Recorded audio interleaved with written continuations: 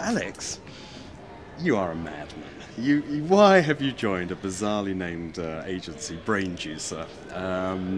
This is, you're at the pinnacle of your career. Surely it's only downhill from here, from now on. I think it's standing on the shoulders of giants is the right metaphor when we're in the Science Museum. So, I think the reality for me is all that has been developed in the last 20 or 30 years about how our brains work, about how society works, about how people interact, all the behavioural economic stuff that's changed. Effectively, all of that needs to be applied in market research to help businesses make better decisions, help marketeers make better decisions. And that's really what Brain Juice is starting to do and has some great tools and techniques to do so. And, I really want to come and help that.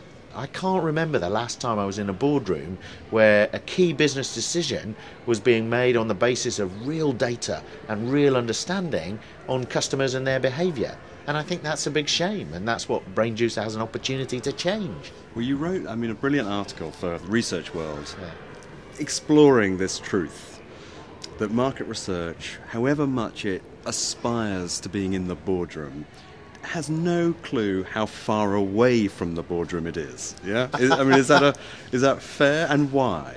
I don't want to be too cruel to market research. This is an industry that, customers are spending $38 billion a year on. So they must be buying something. However, I would honestly say from the boardrooms I've sat in, I rarely remember market research being a focus of those presentations, and I think that's sometimes because the tools and techniques that they use are kind of lost in a miasma of sometimes A, dullness, and B, obsession with statistical correctness, whereas actually we all buy on the basis of stories and emotion. And I don't think market research is yet doing a good enough job to either understand emotion in people's decision making or to make its stories emotional enough for decision makers to use them. Freakonomics, bestseller, worldwide bestseller, proves that you can take statistics and do really brilliant analysis, so it's precisely correct, and it's utterly revelatory. The world is not as we imagine it to be. Owning a swimming pool is more dangerous, countless times more dangerous than owning a handgun in America. And it's proved through statistics. And to me, when we do get into the statistical data side of what we do, that's what we should be aspiring to do. It's the Freakonomics-esque, surprise, revelatory sort of work. And then on the other side, it should be the emotional, irrational side of humans and really understanding that and helping our clients understand that and to do great ads and to do interesting products, things that sort of break the rules, it seems. But actually they're not. They're just playing to the rules.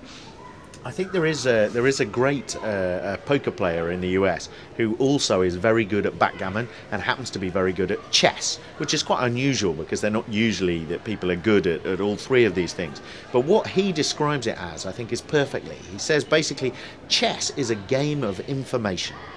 And that's why computers can beat humans, because it's just about the information. What are all the options from where you are now? Statistical information will help you make better decisions in that environment. But actually life is like a game of poker. We don't know which card's going to come up next. And that's really what changes the kind of game. As a poker player, I can use statistics to avoid making dumb mistakes, but deep down, I can bluff.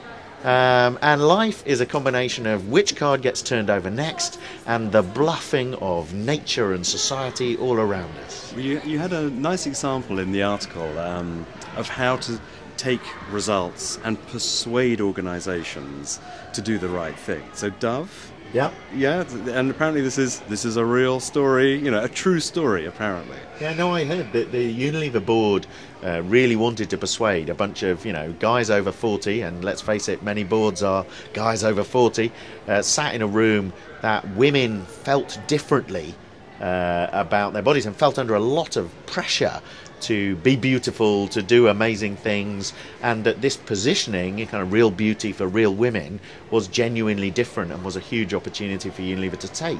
And they achieved that by filming the daughters and, you know, girlfriends and grandchildren of some of these, you know, guys over 40, and showing them the video of what they said. And I suspect that would have been far more compelling as a way of persuading that board to act than any amount of data tabs, beautifully arranged and wonderfully charted.